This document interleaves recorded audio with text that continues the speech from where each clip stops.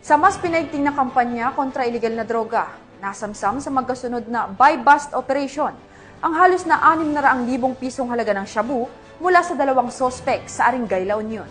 Tinutukan niya ni Police Corporal Mark Anthony Pico.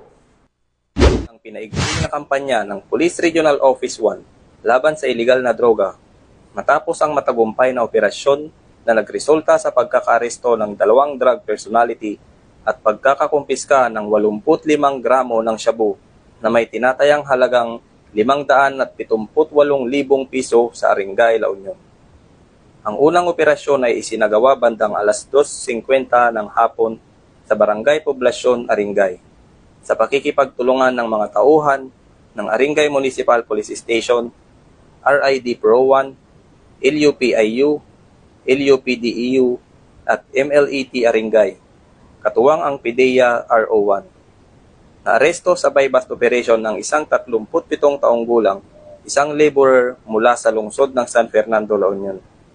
Nasamsam sa kanya ang 35 gramo ng shabu na tinatayang nagkakahalaga ng 238,000 piso na nakalagay sa 2 heat-sealed na transparent plastic sachet kasama ng iba pang non-drug evidence. Sa isinagawang follow-up operation, bandang alas 11:25 ng gabi, sa parehong araw, naaresto naman ang isang high-value individual, isang 29 na taong gulang na lalaki mula Rosario, La Union, sa Barangay San Benito Norte, Aringay. Nakumpiska mula sa kanya ang 50 gramo ng shabu na nagkakahalaga ng 340,000 piso na nakapaloob sa 6 na heat-sealed na transparent plastic sachet at iba pang non-drug evidence. Dinala ang parehong sospek sa Aringay Municipal Police Station para sa kaukulang dokumentasyon. Ang imbentaryo at pagmamarka ng mga na-recover na ebidensya ay isinagawa sa mismong lugar ng operasyon sa harap ng mga sospek at mga itinalagang saksi alinsunod sa batas. Nahaharap ang mga naarestong sospek sa kasong paglabag sa RA 9165 o Comprehensive Dangerous Drugs Act of 2002.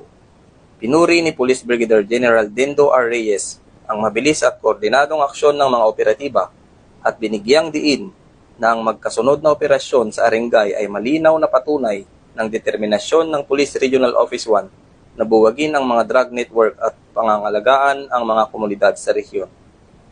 Ang tagumpay na ito ay patunay na ang kapulisan ng Region 1 ay maaasahan, malalapitan at mapagkakatiwalaan. Mula dito sa Ilocos Region, ako ang inyong PNN correspondent, Police Corporal Mark Anthony Pico, alagad ng batas, tagataguyod ng Balitang Pulis.